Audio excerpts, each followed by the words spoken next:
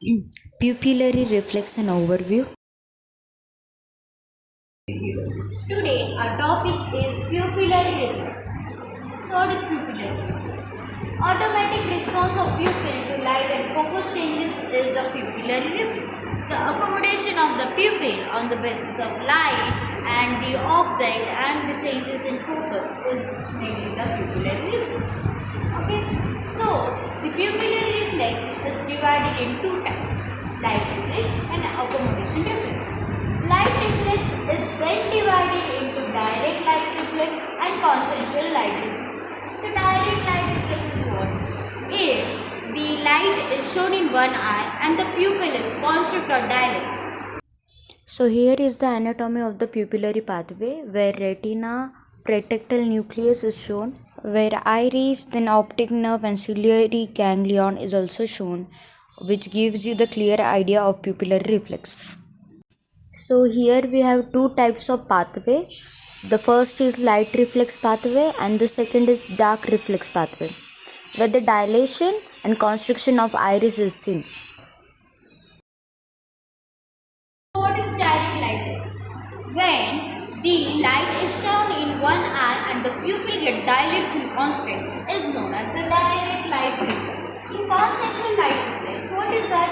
If the light is shown in one eye, but the other eye gets or the other eye pupil gets constrict or dilate, that is known as consensual light reflex. In accommodation reflex, what happens? The pupil dilates and constrict, which is dependent on the object's distance. If the object is near or the object is far away, the pupil gets constrict or dilate on that basis. Okay.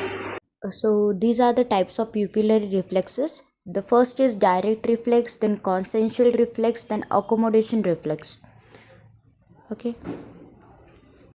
Reflex is from it goes to retina, then it goes to optic nerve, then it goes to optic chiasma and tract, then it goes to membrane, and then bilateral edentavesical nuclei, then accumulated nerve, then ciliary ganglion, then ciliary nerves, and then pupillary muscle.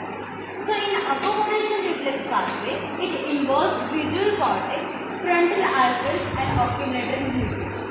What it activates? It activates medial rectus for convergence of the pupil, and ciliary muscles for lens accommodations, and sphincter pupillae for the pupil constriction. So here are some factors affecting the pupillary reflexes: age, medications, stress.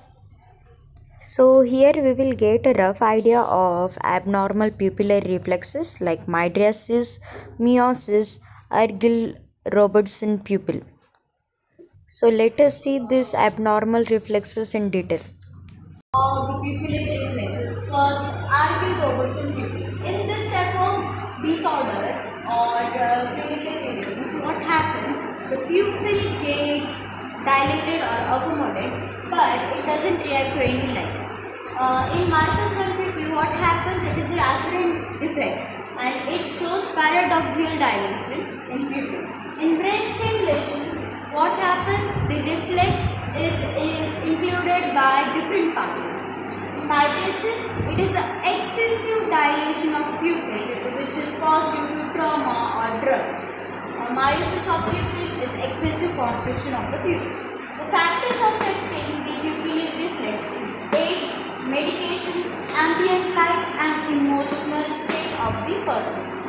The pupillary reflexes tests are direct light reflex, consensual light reflex, and swinging flashlight test, which is done at home also with the help of pen, torch.